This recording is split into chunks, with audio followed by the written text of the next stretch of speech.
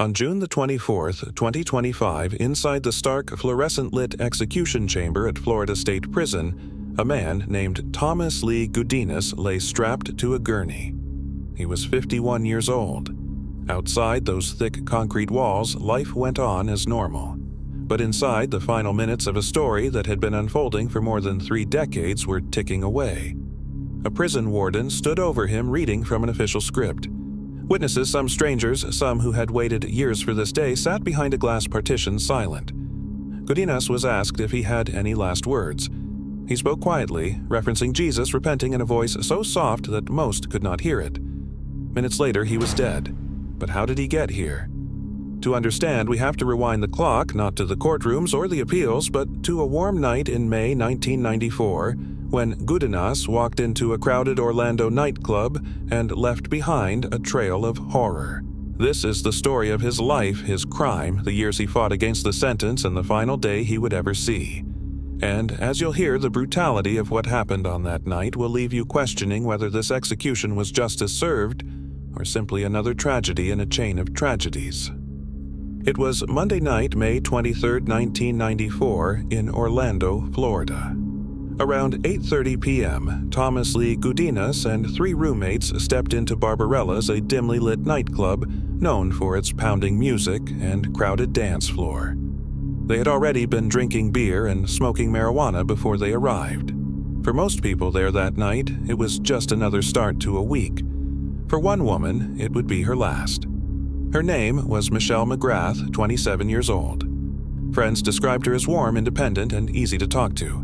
She was last seen alive near the bar, then outside heading toward her car, a short walk that should have been safe. It wasn't. Sometime after Michelle left the club, witnesses saw Gudinas in the same area. Another woman later reported that Gudinas had approached and threatened her that same night, an encounter that would haunt her once she learned what happened just hours later. By early the next morning, Michelle's body was discovered near an Orlando elementary school. The scene was brutal. She had been sexually assaulted and violently beaten. Investigators later determined that her injuries were consistent with an extended attack, one that ended with her being left lifeless in the dark, her final moments filled with terror. Police pieced together the events with witness statements and physical evidence. Several people recalled seeing Gudinas near the crime scene that night, his behavior erratic, his clothes disheveled. It wasn't a random profile. He had already drawn attention for his aggression in public that evening. When investigators connected the dots from the bar to the schoolyard to the testimonies of those he threatened, one name rose to the top of their suspect list: Thomas Lee Gudinas. And soon, what had begun as a night out with friends became the opening chapter in a murder investigation that would span decades. The manhunt didn't take long. In the days after Michelle McGrath's murder, Orlando police questioned nightclub staff, patrons, and nearby residents. Multiple witnesses placed Thomas Lee Gudinas near Michelle outside the club and later near the secluded area where her body was found. One woman's testimony stood out. She described being confronted and threatened by Gudinas that very same night. Her account painted a picture of a man who was volatile, unpredictable, and ready to harm. When detectives brought him in, the inconsistencies in his story were immediate. He couldn't clearly account for his movements during the critical hours after leaving Barbarella's, and the physical evidence began closing in fibers, DNA traces, and eyewitness identification stacked against him. In 1995, Gudinas stood trial for sexual battery and first-degree murder. The prosecution's case was straightforward and devastating.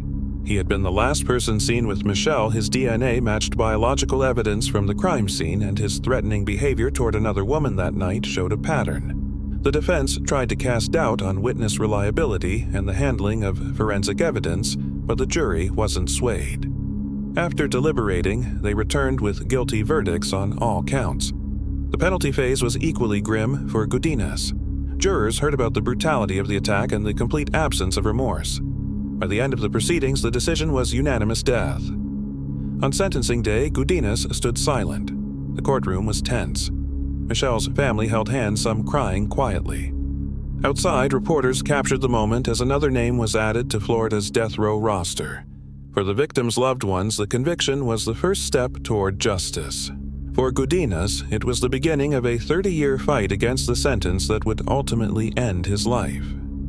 Appeals and legal battles. For most death row inmates, the trial is only the beginning. For Thomas Lee Gudinas, it became the start of a relentless series of appeals that would stretch across 3 decades. His legal team attacked the conviction and sentence from every angle. They argued procedural errors challenged the reliability of witnesses and claimed that key evidence had been mishandled. When those arguments failed, they shifted focus to mental health. Gudinas' attorneys presented evidence of a long history of mental illness pointing to psychiatric evaluations and family accounts. They argued that his mental state, both at the time of the crime and in the years following, should have spared him from execution. At various stages, they claimed that executing a man with such impairments violated the Constitution's ban on cruel and unusual punishment. Another major point of contention came in 2025 when they argued that the death warrant process in Florida was arbitrary and violated due process. This claim reached the Florida Supreme Court and later the U.S. Supreme Court, but both courts refused to halt the execution. Over the years, Gudinas' name appeared repeatedly in court filings and rulings, each one representing another failed attempt to escape the sentence imposed in 1995. By the spring of 2025, the legal road was running out. The final denials came swiftly, each leaving him with fewer days to live. For Michelle McGrath's family, the looming date brought a mix of relief and dread closure was near, but so was the replay of every awful detail from that night in 1994. And for Gudinas, the reality was settling in after decades of fighting the system was finally ready to carry out its sentence. Execution year context. By the time Thomas Lee Gudinas' final execution date was set, 2025 had already become a historic year for the death penalty in America. Florida, the state where Gudinas had been housed for nearly 3 decades, was leading the nation in executions.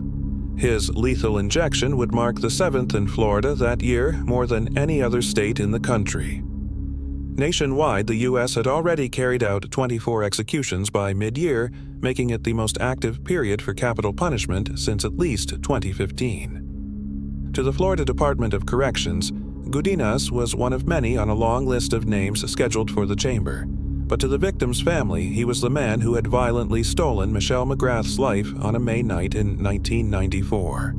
For them, this date represented something they had been promised 30 years earlier, a promise delayed by endless appeals hearings and legal maneuvering. Public opinion on his execution was split. Some argued that the sheer passage of time made the act feel more like revenge than justice. Others believed that the death penalty was the only fitting punishment for such a brutal and senseless crime. Yet, for Gudinas, the wider debate didn't matter anymore. The machine of the justice system had finally reached the end of its course. The court orders were signed, the witnesses were notified, and his time was running out. Final day and last meal. The last day of a condemned prisoner's life is unlike any other.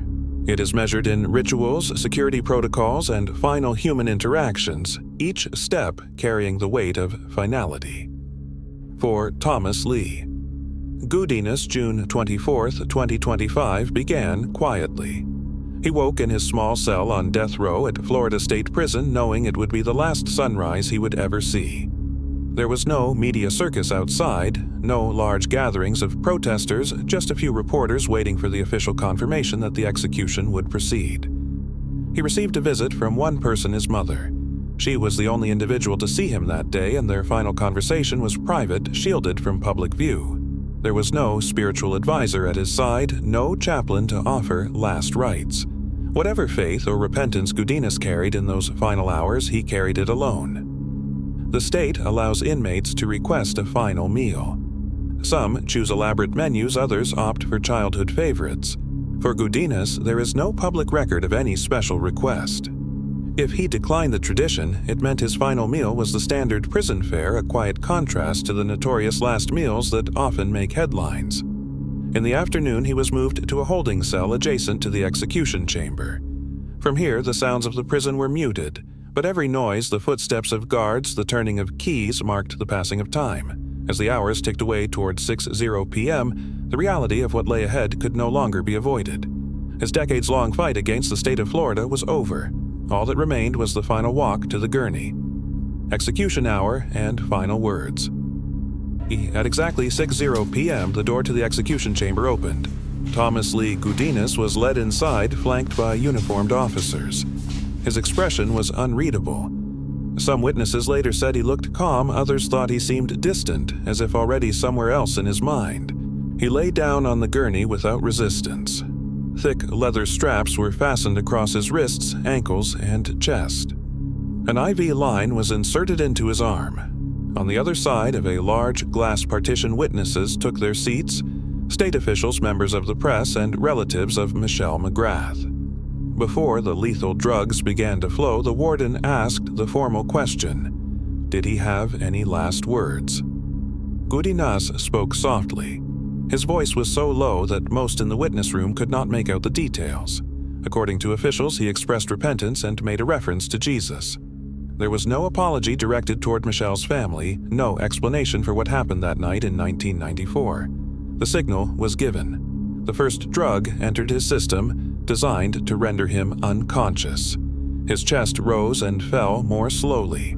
A second drug followed, stopping muscle function, then a third to arrest the heart. Witnesses described his body relaxing, then becoming still. At 6:13 p.m., a doctor stepped forward, checked for a pulse, and pronounced him dead. The curtains closed and the chamber fell silent. 30 years after Michelle's life was stolen, the state of Florida had carried out its sentence. Thomas Lee Gudinas' life ended in the same prison where he had spent more than half of it, convicted of a crime so brutal it haunted Orlando for decades. For Michelle McGrath's family, the execution marked the end of a long legal battle, a battle filled with delays, appeals, and repeated court hearings that forced them to relive their loss over and over again. But the end of Gudinas' life leaves behind difficult questions. Does justice served after 30 years still feel like justice, or does it become something else? Retribution drawn out over decades at immense cost to everyone involved. Supporters of the death penalty argue that for crimes like this, planned, violent, and without remorse, execution is the only fitting punishment. Opponents counter that no justice system is perfect and that decades on death row serve no purpose but to prolong suffering on all sides. What cannot be argued is the impact of that night in 1994. Michelle McGrath's life was cut short. Her family's lives were permanently altered, and the city of Orlando remembers her as more than just a victim. She was a daughter, a friend, and a person whose future was stolen. In the end, Thomas Lee Gudinas' story is not just about crime and punishment. It's a reminder of the fragility of life, the weight of our choices, and the enduring pain left behind when violence enters the picture. The question remains, was this justice? Or simply the final chapter in a tragedy that never should have happened?